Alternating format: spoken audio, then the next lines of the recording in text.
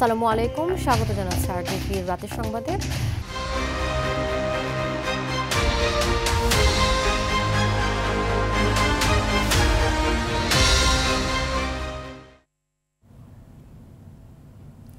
এবার বিস্তারিত। জুলাই গণঅভ্যুত্থানে অপরাধীদের বিচার নিশ্চিত এবং আহত ও নিহত পরিবারের রাষ্ট্রীয় স্বীকৃতি নিশ্চিত করার উপর গুরুত্ব দিয়েছেন বিএনপি চেয়ারপারসন বেগম খালেদা জিয়া। সন্ধ্যায় চীন মৈত্রী সম্মেলন কেন্দ্রে গণঅভ্যুত্থান ২০২৪ জাতীয় ঐক্য ও গণতান্ত্রিক অভিযাত্রা শীর্ষক আলোচনায় সভায় প্রধান অতিথির বক্তব্যে তিনি বলেন, তাদের সম্মানজনক পুনর্বাসন ও নিরাপদ ভবিষ্যৎ নিশ্চিত করা সরকারের দায়িত্ব।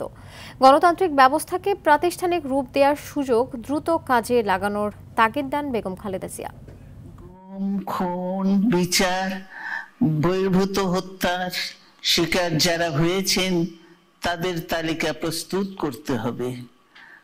দ্রুত বিচারের ব্যবস্থা ও রাষ্ট্রীয় স্বীকৃতি নিশ্চিত করতে হবে।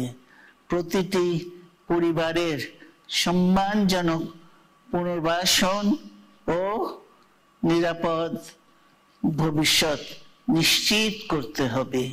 আমাদের সামনে যে সুযোগ সৃষ্টি হয়েছে নতুন করে গণতান্ত্রিক ব্যবস্থাকে প্রাতিষ্ঠানিক রূপ দেওয়ার, তা আমাদের দ্রুত সম্পন্ন করতে হবে। সংখ্যানুপাতিক নির্বাচনের মাধ্যমে পতিত ফ্যাসিস্টের পুনর্বাসনের পথ সুগম করার সুযোগ রয়েছে মন্তব্য করে বিএনপি ভারপ্রাপ্ত চেয়ারম্যান তারেক রহমান বলেছেন, এটি অস্থিতিশীল সরকার সৃষ্টির কারণ হতে পারে। সন্ধ্যায় গণঅভ্যুত্থান ২০২৪ জাতীয় ঐক্য ও গণতান্ত্রিক অভিযাত্রা শীর্ষক আলোচনা সভায় একথা বলেন তিনি। ক্ষমতায় এলে জাতীয় সরকার গঠন করে দেশ ও জনগণের উন্নয়নে নানামুখী উদ্যোগ গ্রহণের কথা জানান তারেক রহমান। দেখুন খান আলমিনের রিপোর্ট। চীন মৈত্রী সম্মেলন কেন্দ্রে গণঅভ্যুত্থান ২০২৪ জাতীয় ঐক্য ও গণতান্ত্রিক অভিযাত্রা শীর্ষক আলোচনা সভায় জুলাই গণঅভ্যুত্থানের ৩৬ দিন ব্যাপী কর্মসূচির উদ্বোধন করেন বিএনপির ভারপ্রাপ্ত চেয়ারম্যান তারেক রহমান। অনুষ্ঠানের উদ্বোধন ঘোষণা করছি। এ সময় তিনি কথা বলেন সংখ্যানুপাতিক নির্বাচন ব্যবস্থা নিয়ে। বিদ্যমান বাস্তবতা ও ভৌগোলিক রাজনৈতিক প্রেক্ষাপটে এই ব্যবস্থা কতটুকু উপযোগী সেই প্রশ্ন রাখেন তারেক রহমান।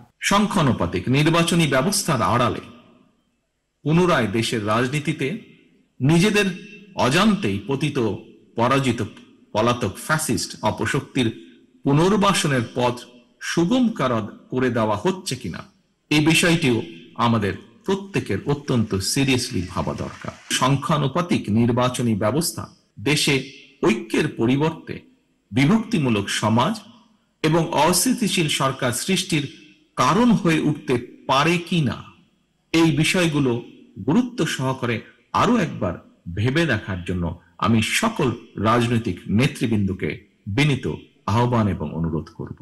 বিএনপি ক্ষমতায় গেলে জাতীয় সরকার গঠন করে দেশ ও জনগণের উন্নয়নে প্রতিটি কর্মসূচি বাস্তবায়নের সর্বোচ্চ উদ্যোগ নেবে বলে জানান তারেক রহমান। আসন্ন জাতীয় নির্বাচনে বিএনপি জনগণের রাষ্ট্র পরিচালনার দায়িত্ব পেলে জাতীয় সরকার গঠন করে দেশ এবং জনগণের উন্নয়নের প্রতিটি কর্মসূচির বাস্তবায়নের সর্বোচ্চ উদ্যোগ এবং প্রচেষ্টা গ্রহণ করবে। নানা ইস্যুতে রাজনৈতিক দলগুলোর মধ্যে অনৈক্য থাকলেও দেশ ও সংবিধানের বিরুদ্ধে অপতৎপরতা রোধে জাতীয় ঐক্য অটুট রয়েছে বলে মনে করেন বিএনপির ভারপ্রাপ্ত চেয়ারম্যান। প্রতিটি রাজনৈতিক দলের নিজস্ব দৃষ্টিভঙ্গি এবং কর্মসূচিগত পার্থক্যের কারণে কোনো ইস্যুতে ফ্যাসিবাদী বিরোধী রাজনৈতিক দলগুলোর মধ্যে অনৈক্য মনে হলেও আমি দৃঢ়ভাবে বিশ্বাস করি জাতীয় স্বার্থে আমরা সবাই এক। ফ্যাসিবাদী বিরোধী জাতীয় ঐক্য অটুট রয়েছে, ভবিষ্যতেও তা অটুট থাকবে। সংস্কার ও বিচার চলমান প্রক্রিয়া মন্তব্য করে তারেক রহমান বলেন, নির্বাচিত সরকার অন্তর্বর্তী সরকারের কাজ অব্যাহত রাখবে। একটির সঙ্গে আরেকটিকে শর্তের বেড়াজালে আবদ্ধ না করাই যৌক্তিক বলে বিশ্বাস করে জনগণ। নির্বাচিত ভবিষ্যৎ গণতান্ত্রিক সরকারও অন্তর্বর্তীকালীন সরকারের শুরু করা কার্যক্রম অব্যাহত রাখবে আমি দৃঢ়ভাবে বিশ্বাস করি। খান আলামিন, আরটিভি, ঢাকা। সংস্কারের বিষয়ে বিভিন্ন মাধ্যমে বিএনপির নামে অত্যন্ত সুকৌশলে মিথ্যাচার করা হচ্ছে বলে অভিযোগ করেছেন বিএনপি মহাসচিব মির্জা ফখরুল ইসলাম আলমগীর। বলেন, ঐক্য ও গণতন্ত্রের প্রশ্নে বিএনপির কোনো আপোষ নেই। সুষ্ঠু নির্বাচনের মাধ্যমে ক্ষমতার পরিবর্তন চায় বিএনপি। রুদ্র রফিকের রিপোর্টে বিস্তারিত।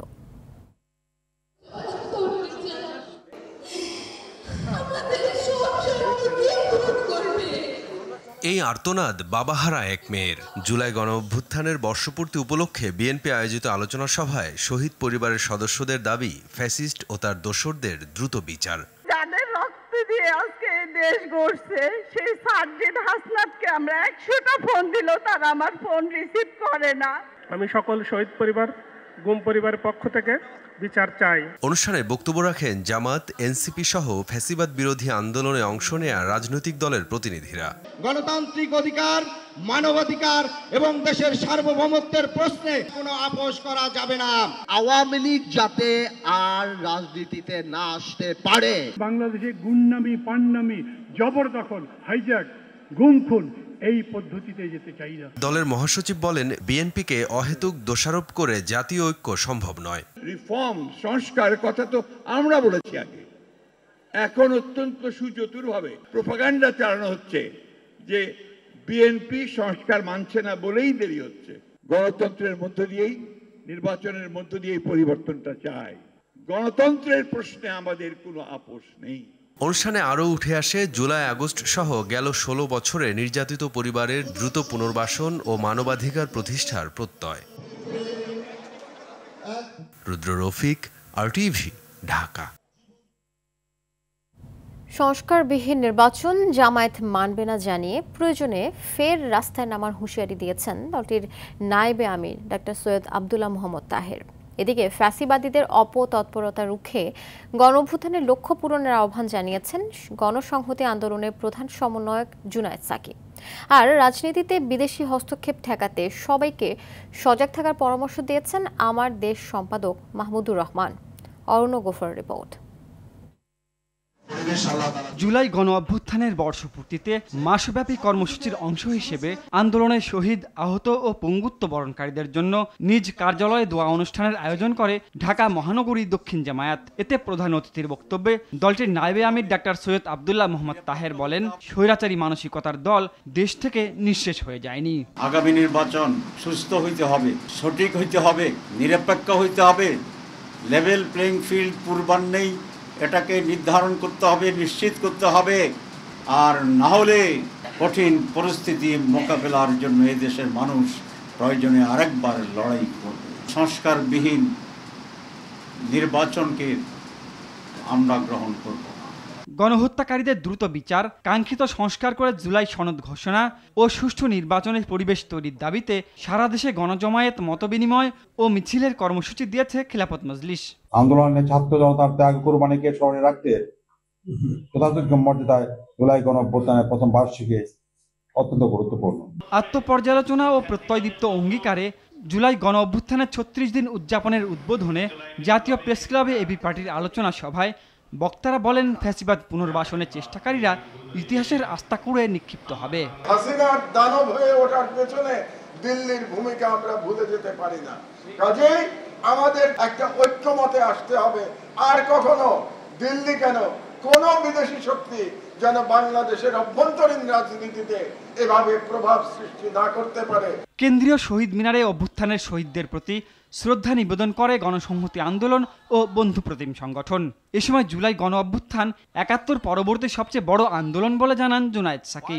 আজ ১ জুলাই আমরা প্রথমেই ২৪ জুলাই আগস্টের গণ অভ্যুত্থানে সকল শহীদের প্রতি আমাদের শ্রদ্ধা, আমাদের ভালোবাসা নিবেদন করেছি। মার্চ ফর জুলাই রিভাইভসে ফ্যাসিবাদ মুক্ত গণমাধ্যম, গণহত্যাকারী ভারতীয় প্রক্সি শেখ হাসিনার বিচার, জুলাই সনদ ও ঘোষণাপত্রের দাবি জানায় জুলাই ঐক্য। অরণ্য গফুর, আরটিভি, ঢাকা। স্বৈরাচার যেন আবার ফিরে না আসতে পারে সেজন্য নতুন করে শপথ নেওয়ার আহ্বান জানান প্রধান উপদেষ্টা অধ্যাপক ডক্টর মোহাম্মদ ইউনূস। এজন্য রাষ্ট্র কাঠামোকে গড়ে তোলা হচ্ছে বলে জানান তিনি। জুলাই ক্যালেন্ডার উদ্বোধন শেষে প্রধান উপদেষ্টা জুলাইকে জাগরণের এবং ঐক্যের মাস হিসেবে গড়ে তোলার আহ্বান জানান। এ বিষয়ে আরও জানাচ্ছেন তৌহিদুর রহমান। জুলাই অভ্যুত্থানের সেই অগ্নিঝরা সংগ্রাম, ছাত্র জনতার বহু রক্তের বিনিময়ে পতন হয় শেখ হাসিনা ও আওয়ামী লীগ সরকারের। প্রধান উপদেষ্টা কার্যালয়ে আয়োজিত জুলাই স্মরণ অনুষ্ঠানে দেখানো হয় দৃষ্টি হারানো এক যুবকের কথা। কোথায় আছে অবস্থানটা দেখার জন্য আমি আসলে মাথাটা একটু সামান্য উকি দিই, মানে এভাবে একটা গলির ভেতর থেকে এভাবে একটু উকি দিই। জাতীয় বিশ্ববিদ্যালয়ের 3 শিক্ষার্থীকে দেয়া হয় বৃত্তি। পরে ডক্টর ইউনূস বলেন, রাষ্ট্রকে জনগণের হাতে ফিরিয়ে দেয়া ছিল অভ্যুত্থানের মূল উদ্দেশ্য। জুলাই ছিল দেশের গণতন্ত্র পুনরুদ্ধারের লড়াই এক অমোঘ ডাক। সেই আন্দোলনের মর্মবাণী ছিল ফ্যাসিবাদের বিলোপ করে নতুন বাংলাদেশ বিনির্মাণ, রাষ্ট্রকে জনগণের হাতে ফিরিয়ে দেওয়া। প্রাথমিক বিজয় অর্জন হলেও চূড়ান্ত বিজয়ের জন্য সবাইকে ঐক্যবদ্ধ হওয়ার আহ্বান জানান তিনি। গত বছরের জুলাইয়ে দেশের সকল শ্রেণীর, পেশা ও বয়সের মানুষের মধ্যে যে ঐক্য তৈরি হয়েছিল, আমরা চাই এই জুলাই এসে ঐক্য আবার সুসংহত হোক। ফেসিবাদ যাতে আর না আসতে পারে সেই জন্য প্রতি বছর জুলাই স্মরণ সভা করা হবে বলেও জানান ডক্টর মোহাম্মদ ইউনূস। আমরা প্রতি বছর এই সময়কালটা উদযাপন করব, যাতে পরবর্তীতে 16 বছর আমাদের অপেক্ষা করতে না হয় আবার এই অভ্যুত্থান করার জন্য। স্বৈরাচারের কোনো চিহ্ন দেখা গেলে সেটা তাৎক্ষণিকভাবে আমরা বিনাশ করতে পারি। জুলাই ক্যালেন্ডার অনুযায়ী 36 দিন ব্যাপী নানা আয়োজন থাকবে বলেও জানানো হয় অনুষ্ঠানে। জনগোষ্ঠী পর্যন্ত জ্ঞান। তৌহিদুর রহমান, RTV, ঢাকা।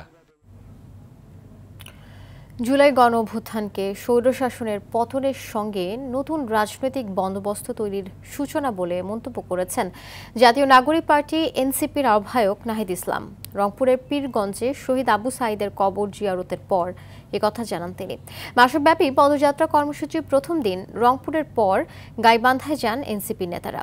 প্রতিনিধিদের পাঠানো তথ্যচিত্রে বিস্তারিত জানাচ্ছেন আব্দুল হামিদ। ঐতিহাসিক জুলাই গণ অভ্যুত্থানে শহীদদের স্মরণ ও পরিবারের অবস্থা সরজমিনে জানতে দেশ গড়তে জুলাই পদযাত্রা কর্মসূচি জাতীয় নাগরিক পার্টি NCPর। 1 জুলাই রংপুরের পীরগঞ্জে জুলাই আন্দোলনের প্রথম শহীদ আবু সাঈদের কবর জিয়ারতের মধ্য দিয়ে শুরু হয় এই কর্মসূচি। এ সময় NCPর আহ্বায়ক নাহিদ ইসলাম বলেন, জুলাই গণ অভ্যুত্থান শুধু স্বৈরশাসনের পতনের আন্দোলন ছিল না, ছিল নতুন বন্দোবস্ত তৈরির সূচনা। আমাদের যে বৈষম্যহীন বাংলাদেশ, আমাদের যে সংস্কার, সেটিও আমরা আসলে সম্পূর্ণরূপে দেখতে পাইনি। আমরা মনে করি এটা কেবল সরকার পতনের আন্দোলন ছিল না, এটি ছিল নতুন বন্দোবস্ত প্রতিষ্ঠান আন্দোলন। সদস্য সচিব আক্তার হোসেন বলেন, পদযাত্রার মাধ্যমে জনগণের সঙ্গে সরাসরি সংলাপ করে তাদের মতামত ও প্রত্যাশা জানবে NCP। বিচার, সংস্কার এবং নতুন সংবিধানের দাবিতে দেশ গড়তে জুলাই পদযাত্রার আনুষ্ঠানিক সূচনা। জুলাইয়ের প্রথম শহীদ, বীর যোদ্ধা শহীদ আবু সাঈদের কবর জিয়ারতের মধ্য দিয়ে রংপুরের পীরগঞ্জ হতে আমরা শুরু করছি। জুলাই পদযাত্রার অংশ হিসেবে গাইবান্ধার পৌর এলাকায় পথসভা করে দলটি। এ সময় নেতাকর্মীরা জানায়, 2024 সালে স্বৈরাচার শেখ হাসিনাকে উৎখাত করতে রাজপথে নেমেছিলেন, আর এবার নেমেছেন নতুন দেশ গড়ার লক্ষ্যে। নিরাপদ দেশ গড়তে জুলাই গণহত্যার বিচার, রাষ্ট্র সংস্কার ও জুলাই ঘোষণাপত্র আদায়ের কোনো বিকল্প নেই বলে দাবি NCPর। আব্দুল হামিদ, RTV। জুলাই আগস্টের গণ অভ্যুত্থানে সংঘটিত হত্যাকাণ্ডের নির্দেশদাতা শেখ হাসিনা, তার সহযোগী সাবেক স্বরাষ্ট্রমন্ত্রী আসাদুজ্জামান খান কামাল ও সাবেক IGP চৌধুরী আবদুল্লাহ আল মামুন, এমন 5 অভিযোগে মানবতা বিরোধী অপরাধের মামলায় শেখ হাসিনা সহ 3 জনের বিরুদ্ধে আজ আন্তর্জাতিক অপরাধ ট্রাইব্যুনাল 1-এ অভিযোগ গঠনের শুনানি হয়। শুনানিতে চিফ প্রসিকিউটর আসামিদের বিরুদ্ধে অভিযোগগুলো উপস্থাপন করেন। এ বিষয়ে আরও জানাচ্ছেন GM মাহমুদ। জুলাই আগস্টের গণ অভ্যুত্থান কোটা আন্দোলন দিয়ে শুরু, পরবর্তীতে রূপ নেয় সরকার পতন আন্দোলনে, যেখানে প্রাণ হারান সরকারি গ্যাজেট অনুযায়ী 834 আর জাতিসংঘের প্রতিবেদনে 1400-র অধিক। ঘটনার প্রায় 1 বছর পর মঙ্গলবার জুলাই হত্যাকাণ্ডের মূল আসামি শেখ হাসিনা, আসাদুজ্জামান খান কামাল ও তৎকালীন IGP চৌধুরী আবদুল্লাহ আল মামুনের বিরুদ্ধে আন্তর্জাতিক অপরাধ ট্রাইব্যুনালে শুরু হয় অভিযোগ গঠনের শুনানি, যা সরাসরি সম্প্রচারিত হয় টেলিভিশন ও সামাজিক যোগাযোগ মাধ্যমে। এবং আসামি চৌধুরী আবদুল্লাহ আল মামুন শুনানিতে 24-এর গণ অভ্যুত্থানে ছাত্র জনতার আন্দোলন দমনে পুলিশকে মারণাস্ত্র ব্যবহারের নির্দেশ সহ জুলাই হত্যাকাণ্ডের ষড়যন্ত্রকারী ও উস্কানিদাতা হিসেবে শেখ হাসিনা এবং তার নির্দেশ বাস্তবায়নকারী হিসেবে সাবেক স্বরাষ্ট্রমন্ত্রী ও সাবেক আইজিপির বিরুদ্ধে অভিযোগ তুলে ধরেন চিফ প্রসিকিউটর তাজুল ইসলাম। কারণ সারা দেশের সব জায়গাতে একই পদ্ধতিতে হামলাটা হয়েছে এবং একটা নির্দেশের আলোকে প্রধানমন্ত্রীর থেকে নির্দেশ এসেছে, সেটা চেইন অফ কমান্ড বাস্তবায়নের মাধ্যমে পুলিশ বাহিনী এবং অন্যান্য বাহিনী অক্সিলিয়ারি ফোর্সেস তারা গ্রাউন্ড লেভেলে সব জায়গায় একই পদ্ধতিতে এই কাজটা করেছে। এ সময় আদালতে উপস্থিত ছিলেন শেখ হাসিনা ও আসাদুজ্জামান খান কামালের পক্ষে রাষ্ট্রনিযুক্ত আইনজীবী আমির হোসেন। তিনি মামলার প্রস্তুতির জন্য সময় আবেদন করলে ট্রাইব্যুনাল ৭ জুলাই পরবর্তী শুনানির জন্য দিন ধার্য করেন।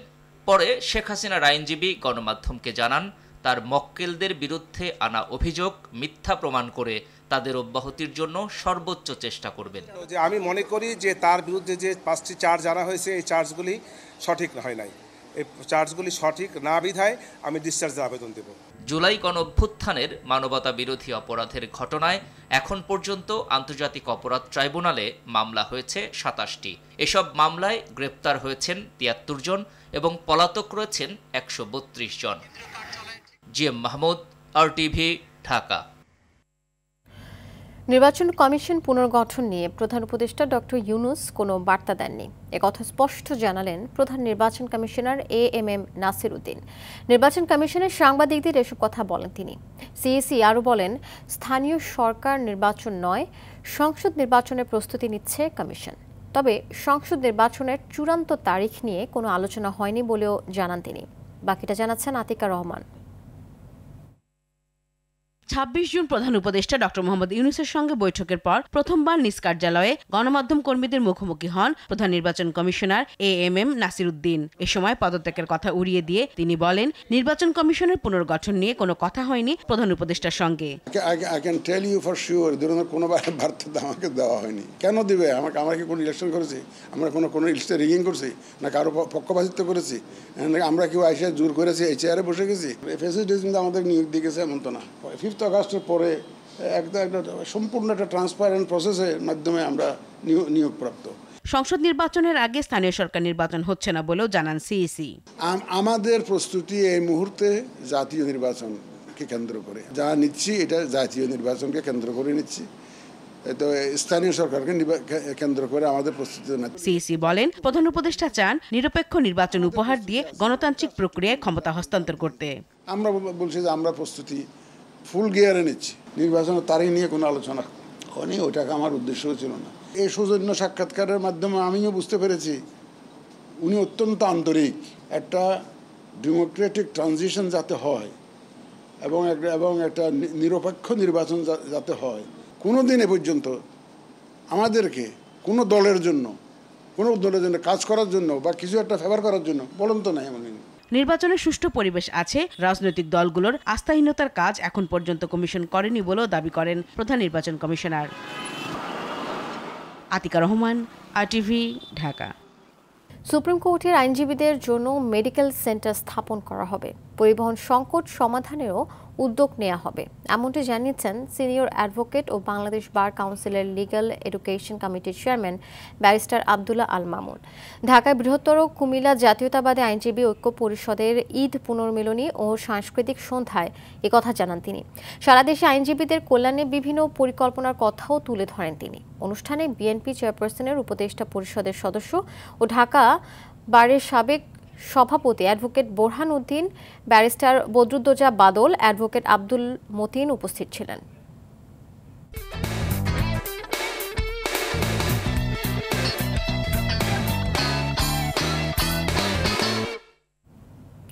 খেলার খবর।